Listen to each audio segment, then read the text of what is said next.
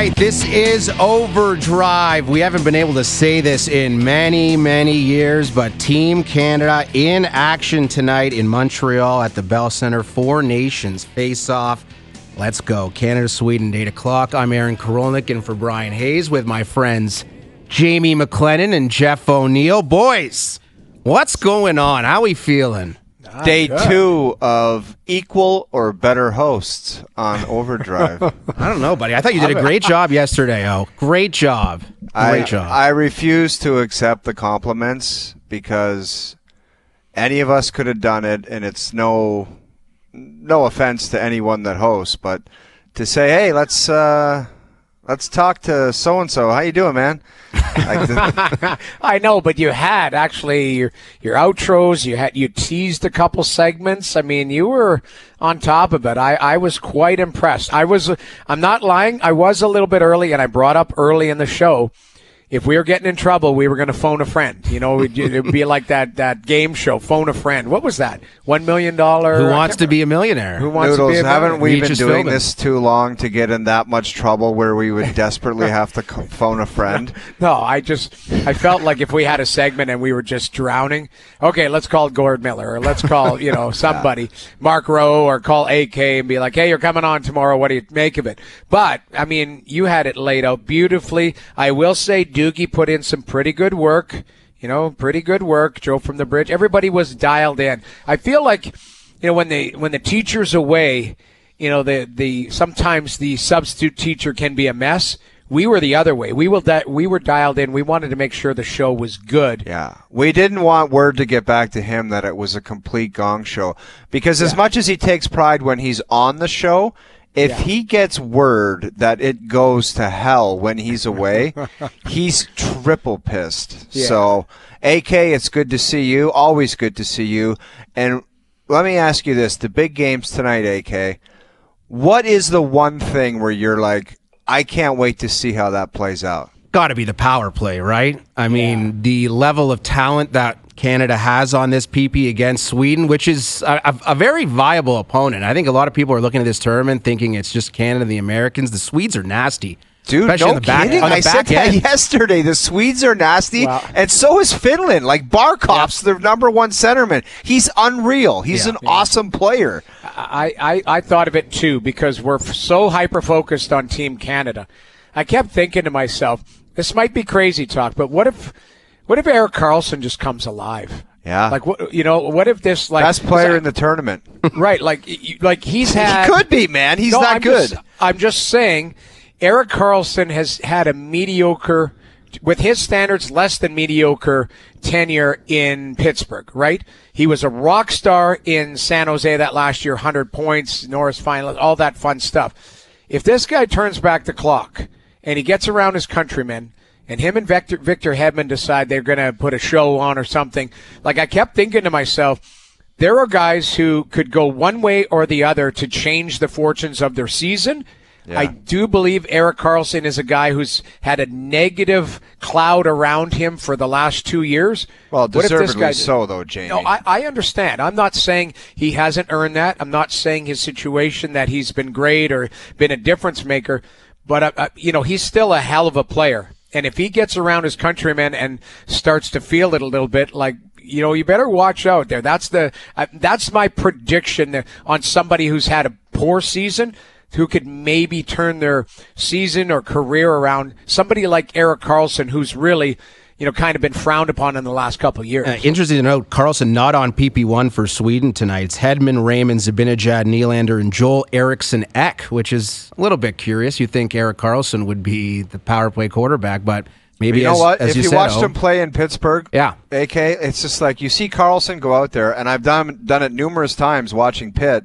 Yeah. You're watching him play, and you're like, what the hell is he doing? Like, what is that guy doing? Where years before, you were watching that guy saying, remember the big conversation was, like, he would go number 2 after Crosby a couple years in, like, TSN's top 50 players. He was number 2. Yeah. And then you watched him kind of resurface and win the Norris in San Jose. And then there's some times in Pittsburgh on a power play where you're like, dude, you're not even into this. Like, you are nowhere on earth to be doing that out there. So who knows what you're going to get? But like Jamie said, maybe being around the guys, and it's something different, and the team doesn't suck, and everyone's got a shot. Maybe that changes things. I don't know. Do you guys remember this? This would be some time ago. I'd have to look at the exact date. But John Gibson was unreal. He had a season where he was just standing on his head. I think there was whispers of him being, Vezina type of season. And he got to the All-Star game and got blown up. Do you remember he was allowing 8 and 9 and 11? And honest to God, his season just derailed. After the All-Star game, I remember he was having this rock star season, and then the All-Star game, it's 3-on-3, nobody cares, and it's goal here, backdoor there, and he never recovered the rest of that season. Now he's playing on a different team, all of that type of stuff, as far as Anaheim and not being great. I just remember him having this crazy season. And it was unbelievable. And then after the All-Star game, it went south. Yeah, and that's kind of like, you go to the home run derby and you whack a bunch of dingers and you come back and you can't find the ball at all. And that's happened before. Vladdy do that? Exactly. That happened. So you hope that's not the case for anybody in this tournament. But clearly it's such a short tournament and it's such a fascinating one in that for these two teams tonight, if they were to lose in regulation, if you're Sweden or you're Canada, you are all of a sudden in major trouble. You play 3 games in the round robin. The top 2 teams go to the final in Boston next Thursday. It's 8 days, and there's really it's of course not must win tonight for Canada or for Sweden, but you got to go balls to the wall immediately if you're Canada. You're not messing around. You're not easing anybody in. And if it goes awry for either team tonight, you can guarantee it'll be ratcheted up times 100 tomorrow. Canada, USA on Saturday will take on a completely different importance for the Canadians if they don't get it tonight. So the opportunity for Canada, for Sweden, to kind of alleviate some pressure here in Game 2 and Game 3, because it can go real bad real quick for you in a tournament this short. Well, let me throw this out there. And I brought this up yesterday, but either way, do you feel like we're going to have overreaction Thursday tomorrow? Good or bad? Are you high? I got to go on SportsCenter tonight. It'll be overreaction SportsCenter. I know, but you know what I mean. I'm talking. Dude, just think of this. I can hear it right now, and the guy's coming up at 4:30. He's going to look at me and say, if they lose, he's going to say, would you change up all the lines? And I'm going to go, yep. No, damn right you should. Well, but I don't think that's Canada. I don't think that's crazy because the tournament's so short. I think coaching is. You don't have time to wait around. You can't mess around. Coaching is the most important element of this tournament. The decisions the coaches make with goaltending, with deep pairs, with forward lines are monumental. They are, and I just witnessed it at the World Junior, which is a longer tournament, but still not that long, where it was like, how long are these guys going to keep grinding away and not producing offense with the same power play and the same lines and the same guys going out there and not producing? Well, and they were out there. Some of them just weren't the best players, and some of them were out there on reputation, and it's like, these guys aren't going to score. Well, and it cost them the tournament. That's where I'm going with this, though. Hockey Canada has not had a good run here recently. And, the World Juniors and a lot of light being shined on it. What's going on? And I can see, here's another headline for you if it doesn't go well for Jordan Binnington. Oof. Is there a crease crisis? Gino Reda will be screaming at you, crease crisis in Canada. And that's the headline. So I can already envision. So if Jordan Binnington has himself a game and Canada wins a nice 5-2 something, nothing to see here, we can avoid the headlines tomorrow. But if they lose, or if a goaltender causes, the headlines, the storyline, whatever. We'll be talking tomorrow. It's overreaction Thursday, regardless of what happens. If they get their ass handed to them in this event, Wayne and Mario are going to get called in for the summit, and they're going to have to. Yes. Dude, I'm telling you, they're going to meet in Whistler, and Wayne, they're going to fly in Wayne and Mario, and they're going to get to the details of it because it'll be a gong show, man. It is, though, but that's how, as much as people are either invested or not invested in this tournament, that is still, I think, what's at stake for Canadian hockey is people right now kind of have where are we at with Canadian hockey? The World Juniors, it didn't go well for them. We haven't seen Olympic hockey in a while. We've seen all these other countries kind of, quote unquote, catch up or get a lot better. And to me, yes, we still have the best players in McKinnon and McDavid and, Makar. You go right down the line. But if they lose, they're going to say, what is going on with Canadian hockey? Yeah, and the expectation is gold. The expectation is gold, and anything less is unacceptable. That's how it should be for Canada. And right. I don't think of these modern players like McDavid and Crosby and McKinnon. I always had the expectation, whether it was right or wrong, that Gretzky and Lemieux were going to find a way to get it done. That's just kind of, right. Gretzky and Lindros were going to find a way to get it done. And when they lost to the Czechs at the Olympics, I was kind of like, I can't believe that Canada just lost that. And we've seen some losses after that. But the team that went over to Salt Lake City, I was like, these guys, I always think the clutch factor is going to come through. And when you think of Connor McDavid and Nathan McKinnon and Sidney Crosby, I just think that that's going to get it done. Not because they're just known as better players or McDavid's the best player in the world. I just think that the clutch gene and them guys being on the same roster, I just think that roster wins. And that is, I understand fully how good the other lineup is. That USA roster looks almost unbeatable. But I go to Sid, I go to McKinnon, and I go to McDavid, and I go to Makar in the back end. I'm like, those guys probably win in the end. That's my initial thoughts. Well, and they should. But that being said, I'm worried, and worried might be a strong word. But all I can think about is, even when you and I played, the big joke was if you lost out in the playoffs, the guys that were European on your team could not wait to get to the World Championships to play for their country. Like, it was always a big thing. The Swedish guys and right to the airport. Right to the airport. Like, where all of us would be going drinking for a week or whatever and be pissed that we lost in the playoffs. These guys would be, burning rubber to get to the plane. And before you finish, Noodles, I just wanted to say part of my reason for saying no was you put a lot into the NHL playoffs, and I got asked a couple times after getting beat out, and I'm like, I got nothing in the tank. Like, I just put my heart and soul into the playoffs. I don't feel like playing other hockey. But go ahead.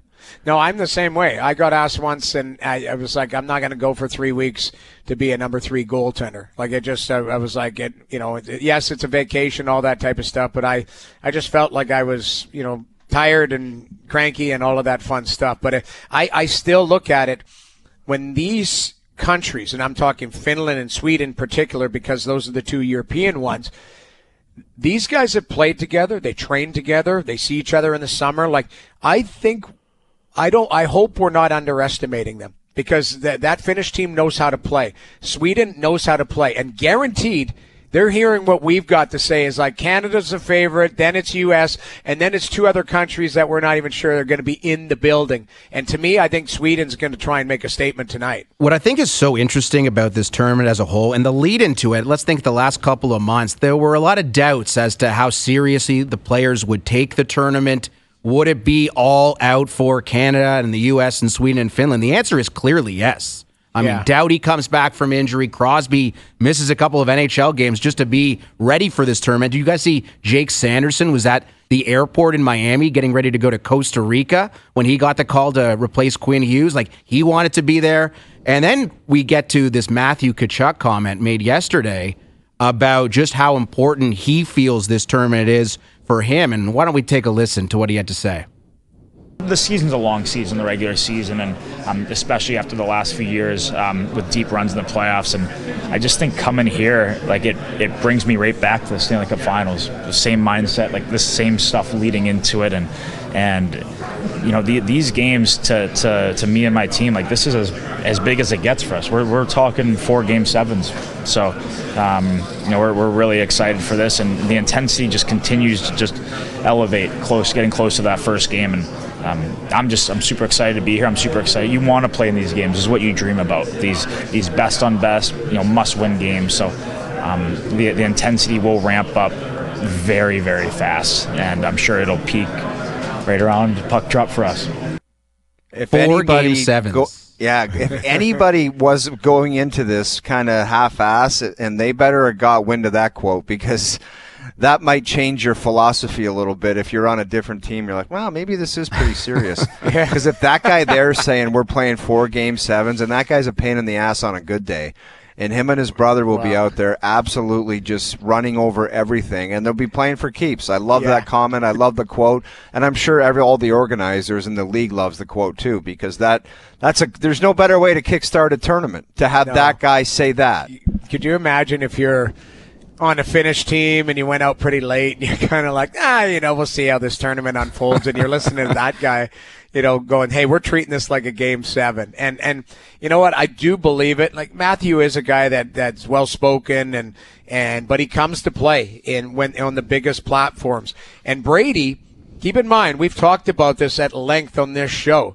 Brady's 25 years old, been in the league. This is year 7, and he hasn't played playoff games, right? This is his first taste of kind of, what that next level looks like. And to me, he'll be chomping at the bit. So I don't disagree with the Tkachuks. I think they're going to be flying, and we'll see if other teams can counter that. Yeah, and you think about if Barkov texted him and said, hey, you want to have a no-hitter on Thursday night? You'd probably hang up the phone and block the guy's number. Absolutely. But consider the Tkachuks and Eichel and Matthews for the Americans, amongst many others. Of course, McDavid and Marner and McKinnon and Makar. These guys haven't been able to stake their claim for their country because of all the nonsense that's gone on over the last couple of years with the Olympics being canceled and the inability for us to figure out a way to play best on best. This is the opportunity, and say what you will about how short the tournament is, and perhaps it's not the best representation of best on best considering some of the teams and players who aren't at the tournament. But this is what it is, and clearly the players are embracing it. And I think that's an incredible thing for the sport of hockey. And if you're a fan of hockey, a fan of Team Canada, it's not going to get any better than tonight at 8 o'clock. I think the big connection is, like, it's kind of like the younger guys. You look at Sid, you look at Doughty, and I think the generation of the Makar, McKinnon, McDavid, they were like, we want that crack to be on a squad with those guys one time, because it's been so long. I mean, when was that last World Cup of hockey? 16. That's creeping up almost 10 years ago, man. 9 years ago, man. Like, it's that's insane. So those guys are like, thank God we're getting the one last shot to put all of us together on the same ice, and let's make the most of it, because that they don't want to say. They've been waiting for it forever, and they're so fired up that Sid's able to play.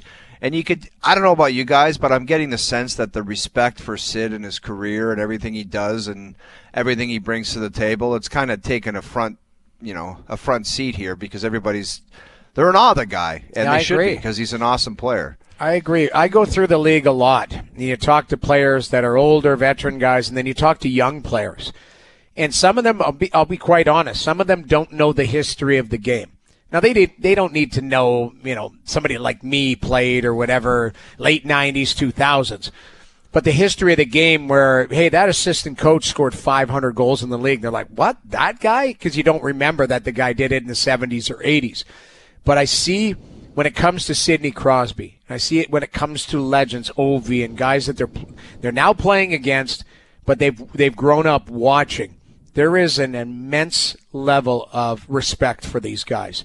And I think it's a good thing. It actually makes me feel good that, sometimes as old people were like, these young punks or whatever. That hasn't been the case that I've witnessed. It's the exact opposite. There's a level of respect out there that these guys are honored to play against him, honored to play with him, all of that type of stuff. And it started with, from what I can remember, it started with McDavid. McDavid, I think, a couple months ago was interviewed, said, who should be the captain? Right away he just goes Sid. Like, it's not even like he's the best player in the world. McDavid, right away he just said Sid. Sid's the guy, like, and not even thinking twice about it. That's the level of respect that Crosby carries, and some of these veteran players. I guarantee you Victor Hedman's like that on Team Sweden. Maybe Erik Karlsson carries that type of cachet, the guys that have done a lot in the league and are more veteran presence. For sure. And the reverence for Crosby, of course, well-deserved. And you heard the quote from Seth Jarvis. He was asked What's been the coolest part of your experience so far? And what do you think he said? Oh, sitting in the locker room talking to Sidney Crosby. So I'm sure that's going to be a very common theme, and rightfully so. Jam-packed show. James Duthie will be in studio in about 10 minutes. Patrick Sharp, who was part of the 2014 Olympic gold medal team for Canada. If you remember that team, they basically didn't allow a goal. It's like the most dominant defensive team in international hockey history. So we're looking forward to catching up with Patrick, who's with the Philadelphia Flyers now in a management role. Darren Dreger's coming up. Paul Jones coming up as well at 6:30. Talk about anniversaries. The 25th anniversary of Vince Carter's iconic dunk back in 2000 is today.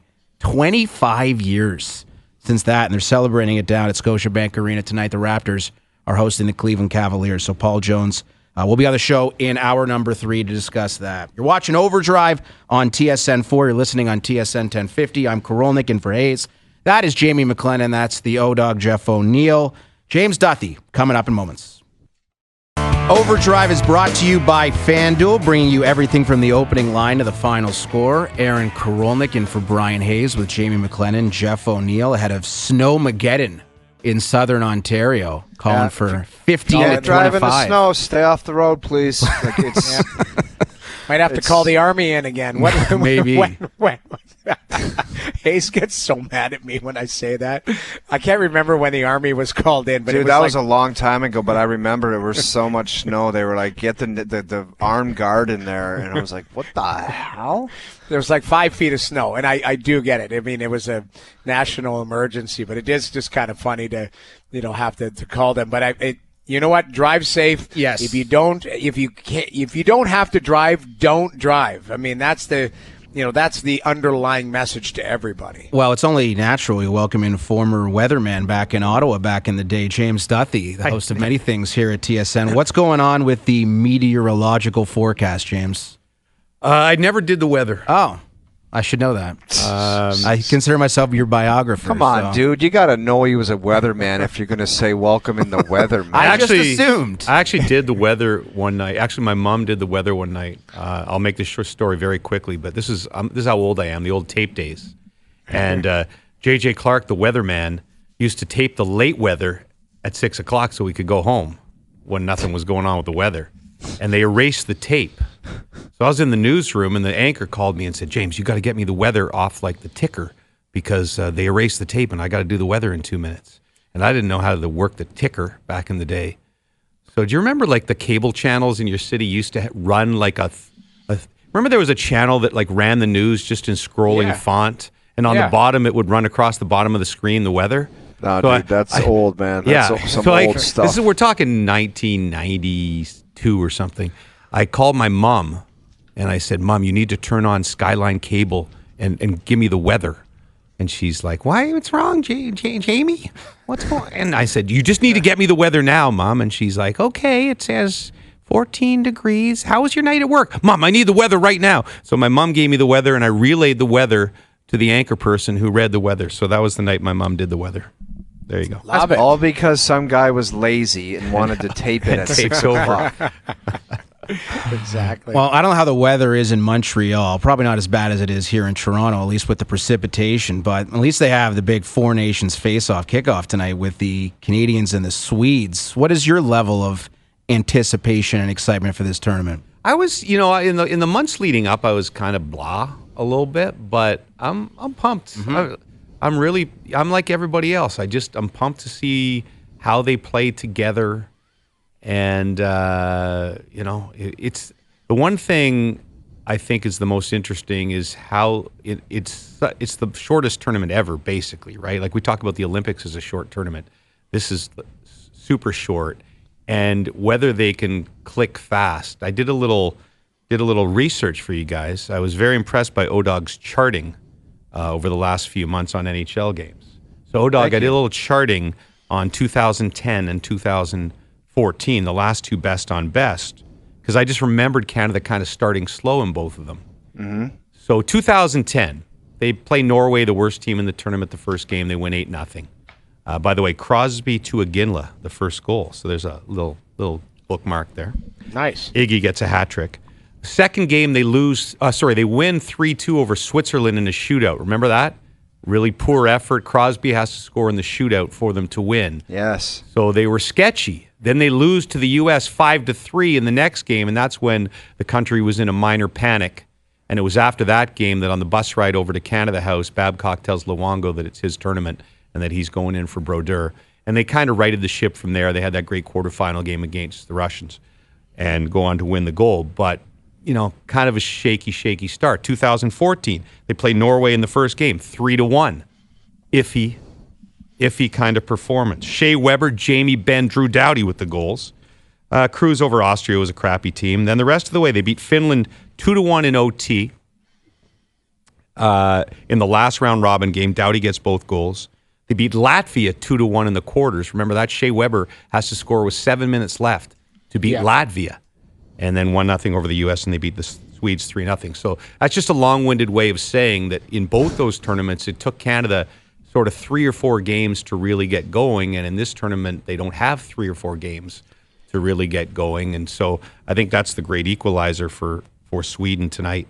And so let me ask you this, Jimmy. If we were going to pull off a stunt on SportsCenter tonight and tape it like your buddy did with the weather, what would be your slam dunk tape SportsCenter hit that you think's going to happen tonight? That's a good one.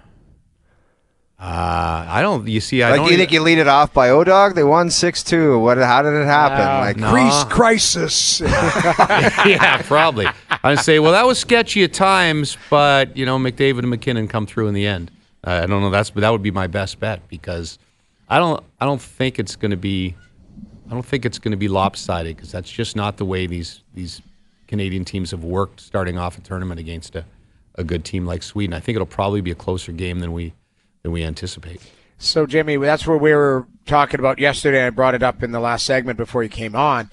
Are we not giving Sweden and Finland enough love or respect, of them being capable of, in a short tournament with guys who have grown up together, played together on many teams and stuff, a chance in this tournament? Yeah, I think particularly the Finns. I mean, I think people have given the Swedes a chance. They're just the Americans and the Canadians obviously deserve to be the favorites because of their rosters, but just because of what I said, if a team like that 2010 team that was loaded and is beating Slovakia 3-2 on a late goal or whatever, or I think Luongo made a great save on Dimitra with like 15 seconds left to preserve that win.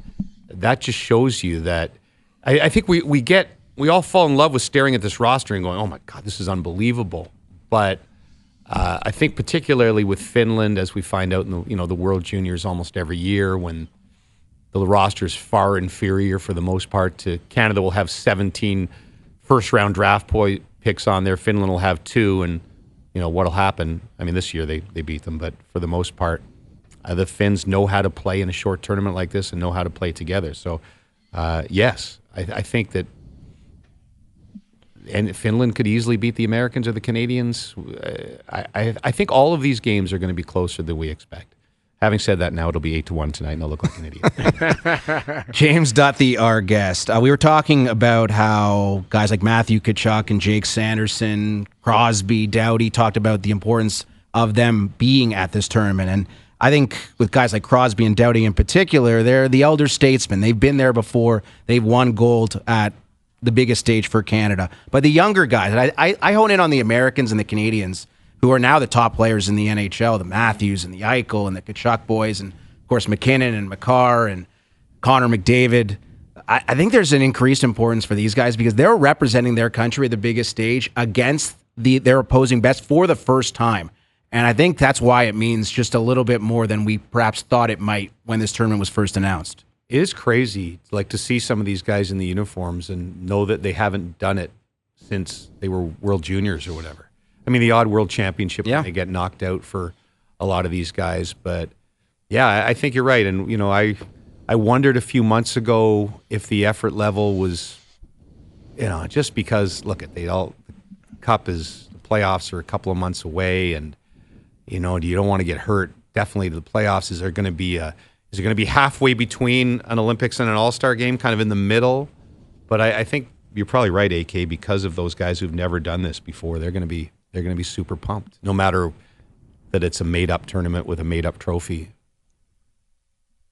Jimmy, where do you think Sid's standing is going to be when he's wrapped up his international and total career? Like, is he going to be up there with the highest regard of the Gretzkys and Marios with all that he's won? I think he's won every championship available, hasn't he? Like the World Juniors, Olympics. Like he's going to be like one of the greats of Canadian hockey. No. Well, I think I'm not trying to give away. Mike Lane will get mad at me if I say this, but somewhere along the way, maybe Trade Center, I think we're doing a Mount Rushmore of hockey, where you're going to have to pick your. Is there 4 on Mount Rushmore? There's 4, right? Yeah. Until Crosby's on this theoretical. Until Trump knocks 2 off and just makes a giant head of himself. But so does he make? Is he the 4th best player? He's probably not the 4th best player of all time, but because of what you said, I think just in stature, maybe he belongs on there. I mean, you're going to have to get some more arguments with Gordie Howe or somebody like that, but I just think the way the guy is revered by everyone, and you're seeing it with all these Canadian players playing with him, that maybe I think he will be. I think he's top 5 player all time, and the way he's going to be. Is it like a swear word to say that Sidney Crosby, and I don't want to be disrespectful here, like, is it okay to say that Sidney Crosby was a better player than Gordie Howe? Like, is that allowed? Like, yeah, I think you can. Well, you it's can not say allowed. that. It is allowed, though. But what'll happen is you get people that are old enough to have watched Gordie Howe, or old enough to watch Bobby Orr. Yeah, that's a fair point, Jamie. And maybe people that have watched both say no, he wasn't, or no, he isn't. But it's hard to. It's impossible to compare. It is. I have a tough time going from generation to generation as well, because I talked to people that were old enough to watch Bobby Orr. To me, Bobby Orr was like McDavid in today's world, skating around everybody. It was a video game where people back then didn't skate as well, so all of a sudden Bobby Orr would be going end to end. Right. I look at it. I have a tough time. What I feel like we should be doing is having a cutoff and going, okay, it was Bobby Orr and Gordie Howe up to this date. And then, from this date on, it is these players. Because yeah, but you know what people are like, Jamie. They want like GOAT conversations and all-time greats. I know the one guy that knows all eras, and he has a great perspective on all the different players, and you guys know exactly who I'm talking about. Quizmaster? No, he doesn't, because he's biased. That's the problem. The Quizmaster, if he doesn't like your answer, he will change it, or he'll find a way to talk you into changing it just for the argument's sake. And that's the thing. He has his bias, and they'll never change. That's why I feel like behind this Mount Rushmore, there's a Steve, or you know who standing there behind the curtain. I guarantee you. Maybe he wants to be on it. The Quizmaster would have Beliveau on there because that's always been his boy. Well, he loves the Montreal guy. Right? I feel like a goalie I feel Dominic Hasek should be on there. I think Dominic Hasek was the greatest goaltender who's ever played this game. Now, people will say Ken Dryden, they're going to say Patrick Waugh, Marty Brodeur, you name it. But I just look at it from, Hasek was the best. Like, this guy was been winning Hearts and stuff, I believe. Didn't he win 7 Vezinas? Yeah. Like 7 Vezinas. I think it's 7 Vezinas. I don't want to misspeak. AK, it's something like that. Yes. I'll get Doogie to look it up. He's on it. We'll get the exact stats for because I brought this thing up, which Mike Lane will kill me for. I would put Gretzky, Mario, Bobby Orr, and Crosby on mine, and Crosby you could probably argue. It's pretty hard to argue the other 3.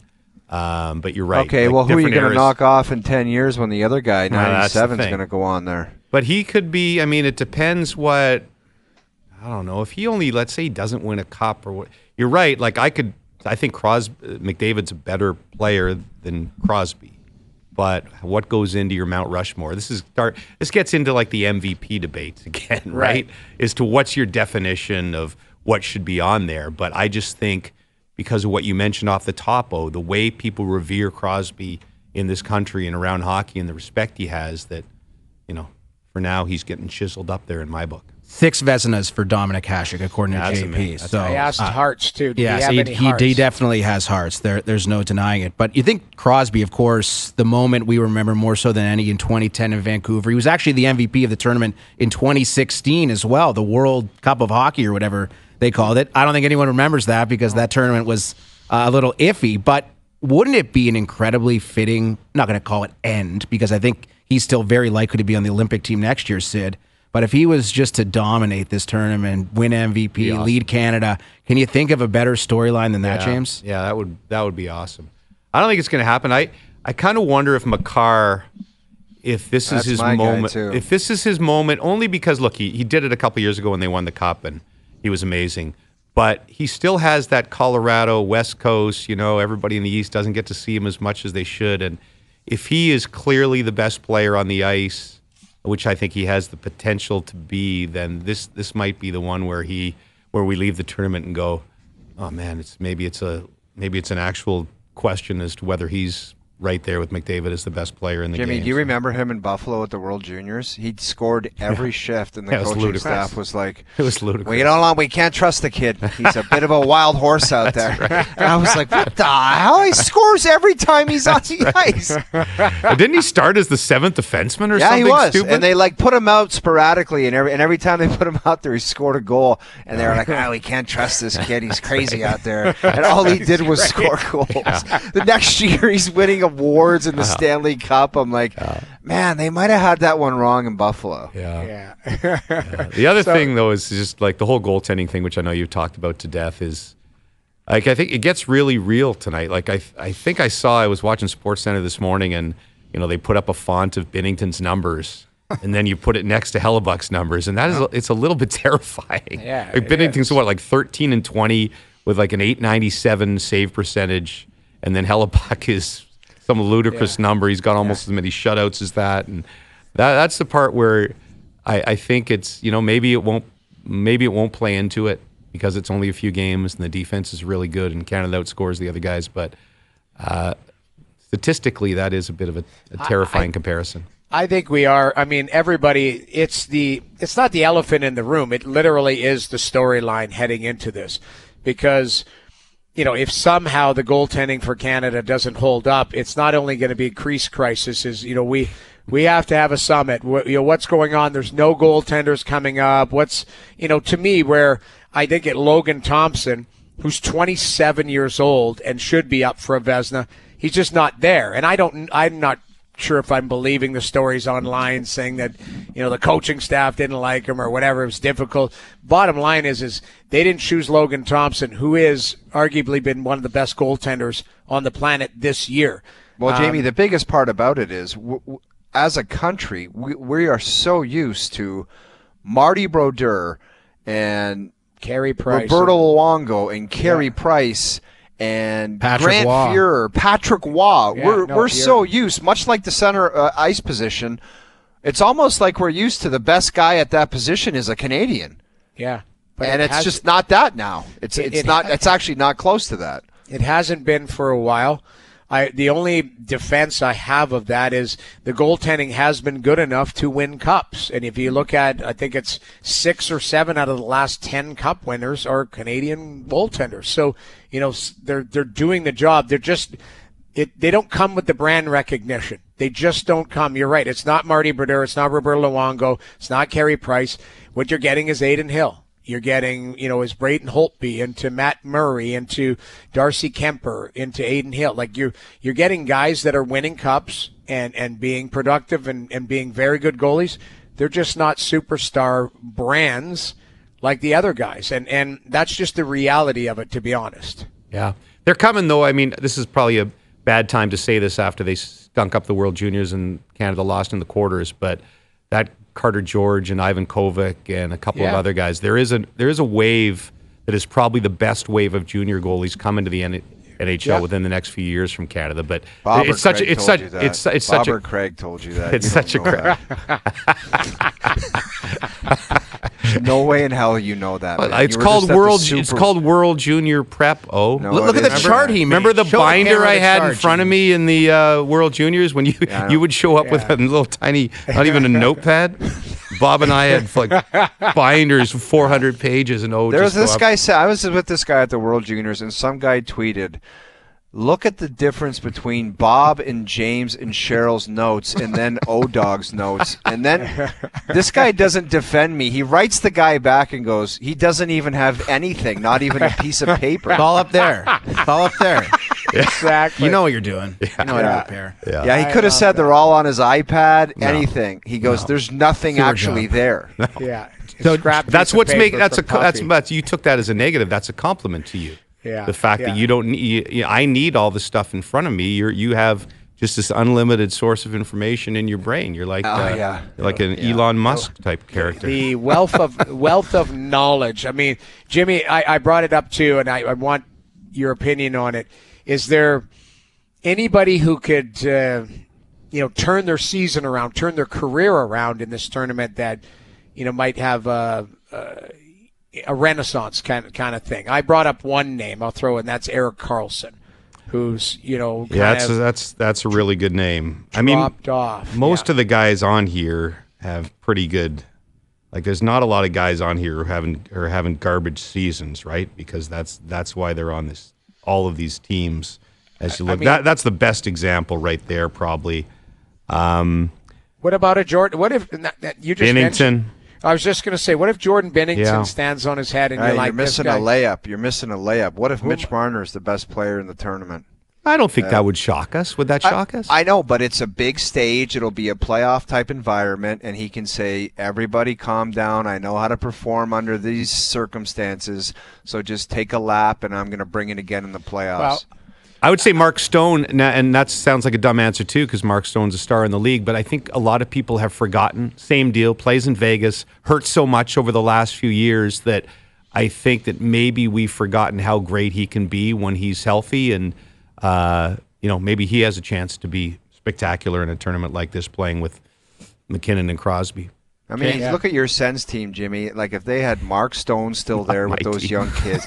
What? It's not my team. Dude, you're from Ottawa. You're from keep it a Ottawa. city. All right, I mean, But I'll just look at the represent the guys that- city, but If they could have, and not everything works out when you keep the band together, but if Karlsson stayed and Nick Paul stayed and Mark Stone stayed, who the hell knows what kind of team you'd have there? the most Well, you embarrassing part of that tenure was when Dorian came up on the day that Mark Stone was traded and said, "This is one of the." I'm going to misquote him here, so Was I it don't want to because do of that. Brandstrom? They got Brandstrom for Mark Stone, and he said this was one of the greatest days in franchise history or something. Like I said, probably terribly misquoting, but it was something along those lines.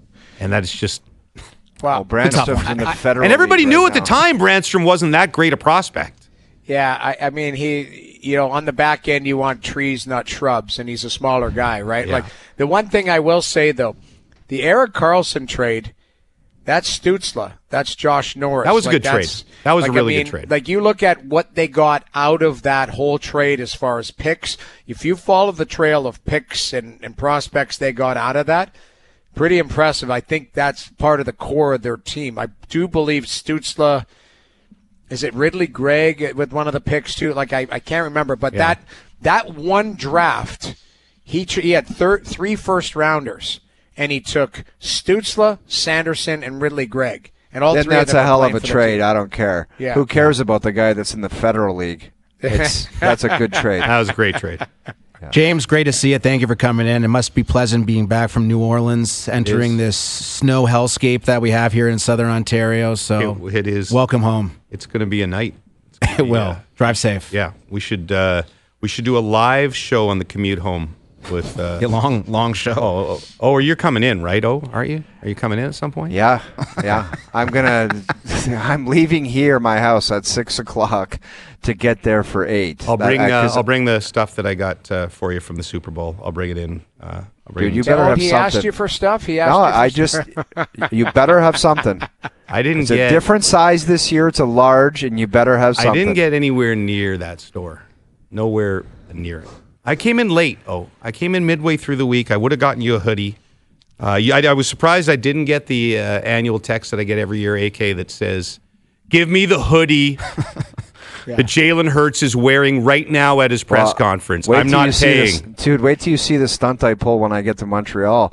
I'm going to go see if I know any of the trainers for Team Canada, and I want a duffel bag loaded full of like large stuff. Like, give me it all. Hoodies, workout stuff, shorts, everything. A sweatsuit, a hat, all of it. Stuff it in a bag. What player would be your size now? Like, are you in a Like a Brandon Hagel. Colton Parayko type size? What do we got No, here? I think me and Sid. I'm a large up top. I'm a large T-shirt. Yeah. Wow. Sid's probably an extra. Like he's got the biggest ass and like trunks. Same frame. I've ever seen. Same frame. Same Guy's hockey an athlete. line. Say Same everything. frame. Couple athletes, Jeff O'Neill and Sidney Crosby. James, thanks for coming in, Okay, buddy. thanks, buddy. That's James Duthie from TSN. Patrick Sharp in 20 minutes. Overdrive continues. TSN 4 and TSN 1050. Patrick Sharp in about 10 minutes. We've all been working together here at TSN 1050 since 2012, since the studio debuted, and there's something going on in here right now that I have never experienced. There's a smell of burning rubber that is very intense. We have tech guys coming in and out checking that something isn't on fire. That would be a really tough way for me to go. The TSN 1050 Inhaling studio. the radio studio fumes. Yeah. He was a great man, Aaron was. He inhaled the 1050 fumes of the... Dude, Yeah. I'm telling you what, if I was me in there, I'm calling up somebody saying this show is over for the evening and I am ninja dust. I'm not sticking around to see what that turns into. I might need to find one of those N95 masks I had during COVID and rock it for the final 2 hours of this show, the way things are trending inside the studio. Yeah, but it would be a tough way to go. The It would be. studio fumes, the end of my life. But we're going to have to weather the storm in a number of ways for the next 2 hours. Patrick Sharp's coming up. We have Overdrive Arbitration. Paul Jones will be on the show. Darren Dreger will be in studio. That was hour 1 of Overdrive. Hour 2 right around the corner on TSN 4 and on TSN 1050.